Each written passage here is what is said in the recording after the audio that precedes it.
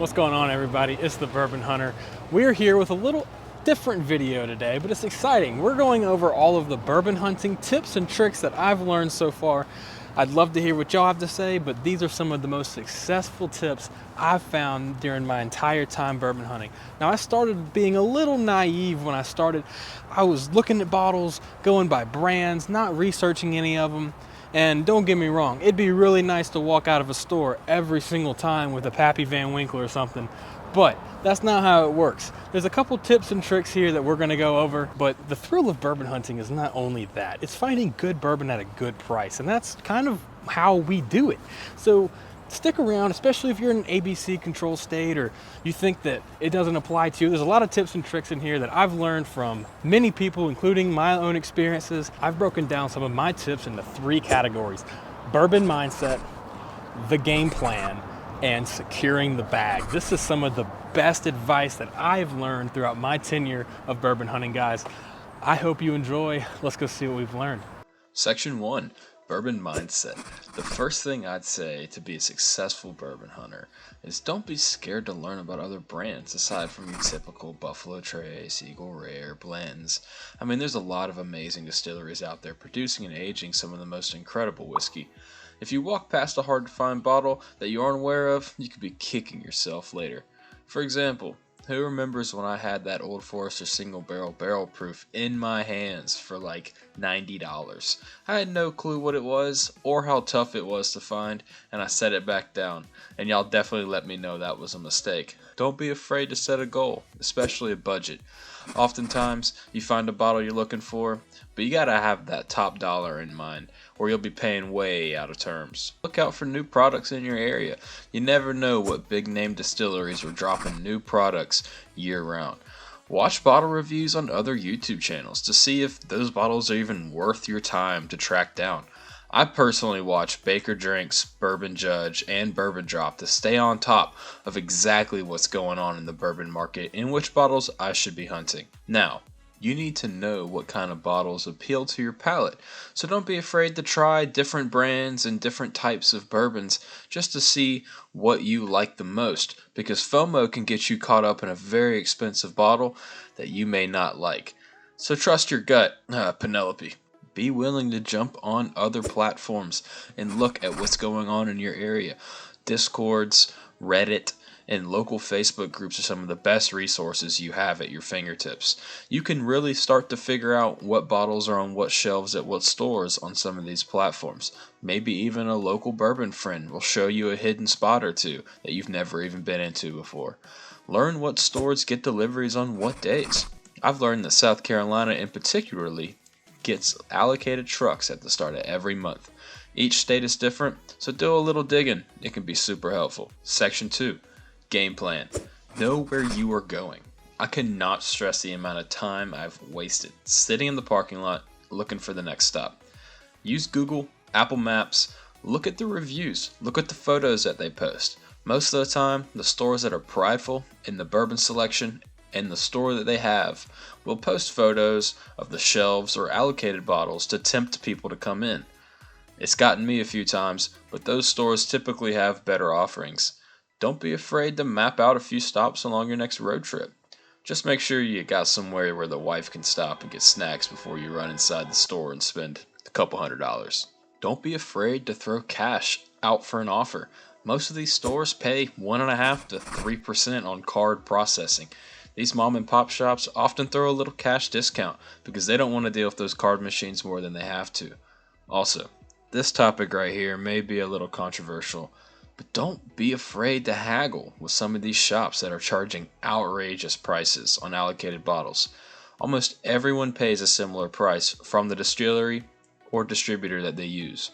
If there are 10 bottles of Blanton sitting on the shelf for $150 each, they may be more than likely to haggle with you a little bit if you got cash. That shop is just waiting for the next guy with more money than sense to come in and buy one at full price. They may be willing to toss you one for a cash discount. Now you may ask, Hunter, what happens if I go inside and there isn't any allocated stuff in eyesight? Well, that's because one of these 3 things are happening. They have an allocated bourbon point or reward system. Now, This system's good for the locals, regular customers, who are actually helping support the store and keep their lights on. It sucks for you, but because it's not very bourbon hunter friendly, don't worry. Those stores typically do very good store picks, so make sure to look around before you just run out the door. The second situation you may find yourself in is this store does backdoor specials to friends, family, and the top 3 or 4 customers. I've seen stores like this. It's probably the worst way to handle allocated bottles in my opinion. I've personally spent thousands of dollars in a store before just to turn around and see the owner give all of his Buffalo Trace in Weller 107 out the back door to his best friends. Needless to say, I haven't been back there since. The third circumstance is this store just doesn't give out allocated bottles to people who walk in, don't talk, just look at the bourbon section and then walk out. There's a small stigma against bourbon hunters that come, look around, and then leave quickly. The first words out of their mouth are typically, "Do you have any blends?" And then they quickly skedaddle. I've found success without revealing the YouTube channel by doing these 2 things. Buying a product that actually helps the store get more allocated bottles. For example, buying a store pick, buying Wheatley Vodka, Fireball, or any Sazerac product. They truly appreciate it. These stores sell thousands and thousands of dollars just to get access to some of the bottles that you're looking for. So show a little love and you might get some back. At the end of the day, you have some Fireball for your golf bag or vodka for a cocktail this summer. The second thing is buying a store pick that interests you, or even merely discussing the store pick with the manager or person working the counter. Showing interest in one of the largest investments a store can make will open more friendly conversation towards other bourbons. Wink wink. Behind that counter, there are more than likely allocated bottles that they hold for people who are supporting the store. A lighthearted conversation about bourbon can take you a long way with a store owner. Sometimes, sharing samples with a store owner that you casually know can really open some doors because a lot of store owners sell their allocated products and they don't typically get to try them. Another thing that I see a lot of people do is bring a friend, even if they're not into bourbon, to an allocation drop so they can have access to another bottle that is typically 1 per person at those events. You can really capitalize because they don't come by very often. If you're having a hard time convincing that friend, just tell them it's a big tailgate in the parking lot. I'm sure they'll be down to come. Section 3. Securing the bag. If you are lucky enough to find yourself in the position to grab a rare bottle for a good price, you now have a few options ahead of you. You can either share the love and throw a post out on your local Discord or Facebook page. You could keep your newfound honey hole to yourself, or you could be that guy that posts the bottle on secondary the moment your foot hits the parking lot. Either way, it's your bottle now, so do as you wish. Another part of securing the bag is to be a good bourbon hunter, the community has an unspoken rule. If you find a rare bottle, or there are multiple with no limit, then give back to the community a little bit. Take what you need, take some for a friend, but at least leave 1 behind for the next guy. You want that next guy to have that same feeling that you had when you walked in and found that bottle. And trust me, it'll come back around. Here is the biggest tip I have for anybody watching this video. If you want BTAC, Buffalo Trace Antique Collection, or any Van Winkles, you have to start now. The store relationships need to start now.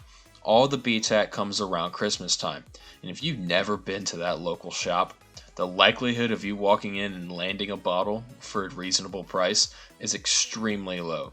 Like, no offense, but the guy that started now supporting the store, getting to know, will more than likely get first call, versus the guys that wait until the last minute. When you finally land that dream bottle of yours, do yourself a favor and do not carry it by these cheap Chinese plastic bags that some dude behind the counters had back there for years. Make sure you carry that bottle in a tote or by the neck of the bottle to and from the car. I can't tell you how many times I've seen Reddit posts, Discord posts of people having dropped stags and other precious bottles.